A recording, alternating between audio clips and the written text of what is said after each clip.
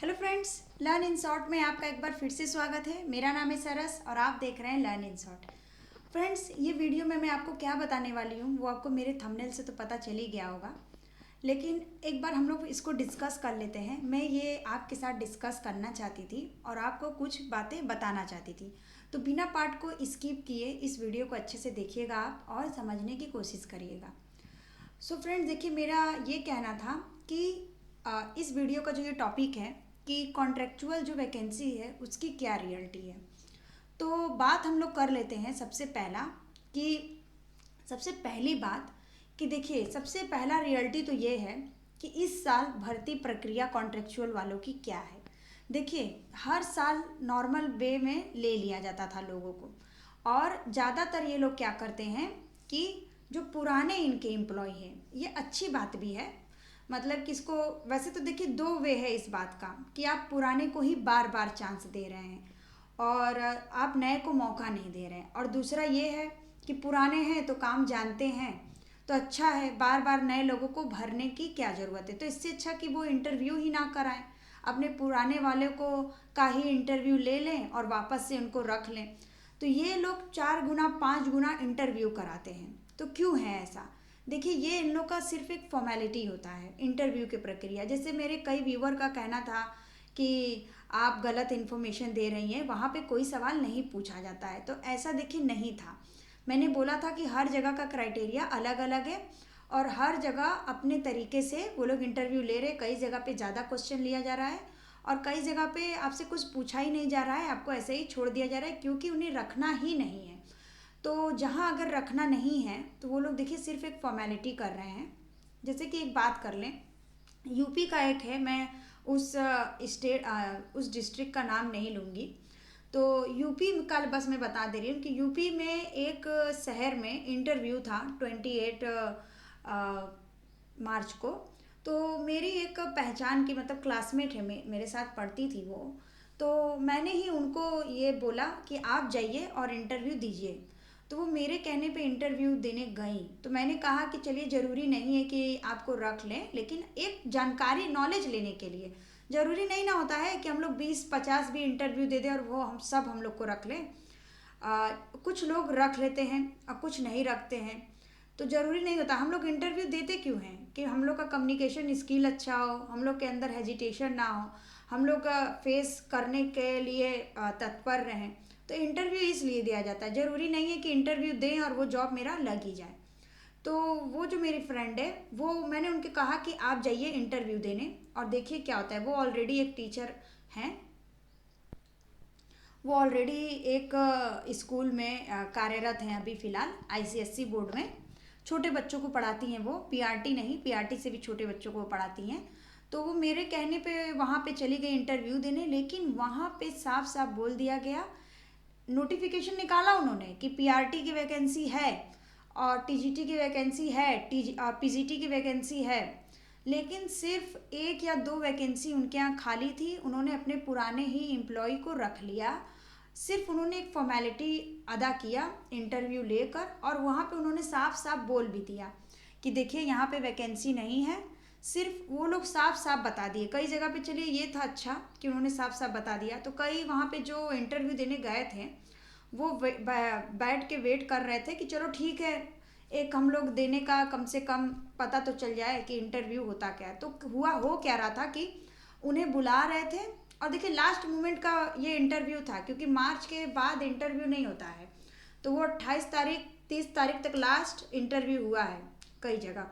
तो 28 तारीख को सिर्फ उन्होंने एक फॉर्मेलिटी निभाया, और उसके बाद मतलब जो मेरी क्लासमेट थी वो गई और वो उन्होंने बताया कि सिर्फ नॉर्मली 2 क्वेश्चन उनसे पूछे गए, वो भी बहुत बेसिक और बहुत बहुत ही बेसिक, एक मैथ का था और एक कुछ था। उसके बाद उन्हें भेज दिया गया।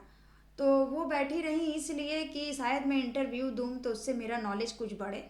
तो देखिए, ये बहुत ही गलत बात है कि इतने सारे, और बता रही थी कि बहुत सारे लोग गए थे, बहुत सारे लोग, मतलब कि समझ लीजिए भीड़ की संख्या बहुत थी। तो ये बहुत ही गलत है कि आप बुला रहे हैं। और देखिए, इसमें ज्वाइनिंग करने के बाद भी क्या हो सकता है, इसमें ज्वाइनिंग करने के बाद ये हो सकता है कि आपको अभी देखिए क्या है कि मेन भर्ती की प्रक्रिया शुरू होने वाली है। जो आपका एग्ज़ाम हुआ था, जो आपका 6400 वैकेंसी आया था अभी दिसंबर 2022 में, जिन्होंने ये पेपर दिया होगा उन्हें पता होगा। तो अभी क्या होगा कि अगर अगर कॉन्ट्रेक्चुअल के बेस में आप लोगों को रख भी लें, तो फिर वो आपको जैसे ही उनके परमानेंट टीचर आ जाएंगे वो वैसे ही आपको फिर हटा भी सकते हैं। तो देखिए मेरा ये सिर्फ जो मैंने आज तक कॉन्ट्रेक्चुअल का बताया, तो मैंने इसलिए बताया कि इंटरव्यू देने से आप क्या होते हैं कि आप फेस करने के लिए तैयार होते हैं। आपका एक मन का हेजिटेशन दूर होता है, आप जैसे कि कभी डर रहेंगे नहीं, और इंटरव्यू देने से आपकी हैबिट्स बनती है। आप एक अच्छे मतलब कि कम्युनिकेशन आपका बढ़ता है लोगों के साथ इंस्ट्रैक्ट करने में। तो इंटरव्यू देने का देखिए फ्रेंड्स मतलब ये नहीं है कि आपका ज्वाइनिंग ही हो जाए और आप ज्वाइन ही कर लें। इंटरव्यू देने का मेन मकसद देखिए मेरा भी यही रहा है कि मुझे क्या हो कि मैं इंटरेक्ट कर सकूं लोगों के साथ। वैसे तो मैं हमेशा से ही लोगों के साथ ऐसे कम्युनिकेशन में रही हूँ, तो मुझे उतना प्रॉब्लम नहीं है। लेकिन हाँ, अपने ज्ञान को बढ़ाने के लिए, क्योंकि इंटरव्यू देने से होता क्या है कि आपका जो नॉलेज है वो इन्हेंस होता है, वो बढ़ता है। आपको पता चलता है कि इंटरव्यू में आपको कैसे क्या करना है, आपके मन का हेजिटेशन दूर होता है। तो कॉन्ट्रेक्चुअल वैकेंसी की फ्रेंड्स यही सच्चाई है। सीधे बात मैं ये बताती हूँ आपको कि वो लोग बुलाए हैं सबको। कई लोग जैसे मेरे व्यूअर बोल रहे थे कि मैम कब बुलाया जाएगा, कब बुलाया जाएगा, तो मैं आपको साफ साफ बता दूं कि आपको देखिए मैं सबको यही बताऊंगी जिसकी बहुत मजबूरी है वो प्राइवेट स्कूल में पढ़ा ले।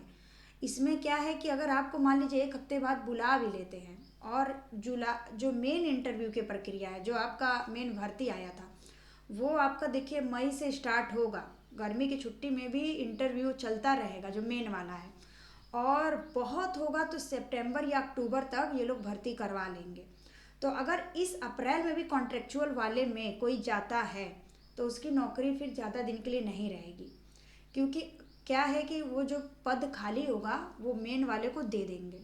और दूसरी बात ये है कि आप ज़्यादा दिन के, अगर आपको देखिए छोड़ने में कोई प्रॉब्लम नहीं है तब आप ये ज्वाइन करिएगा।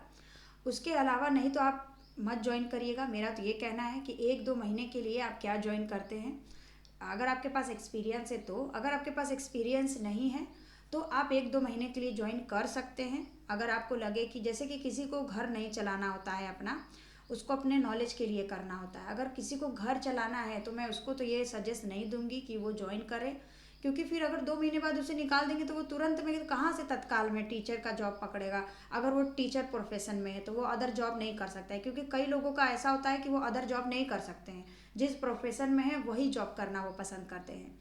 तो अपने हिसाब से करिएगा। जिनको 31 मार्च तक मतलब कल तक नहीं बुलाया गया है, उन्हें हो सके कि इस अप्रैल के फर्स्ट वीक में बुलाया जाए या फिर उन्हें जुलाई में डायरेक्ट बुलाया जाए। तो आप लोग अपने हिसाब से सोच समझ के इस ज्वाइनिंग करिएगा, नहीं तो 2-3 महीने बाद वो फिर आपको निकाल सकते हैं।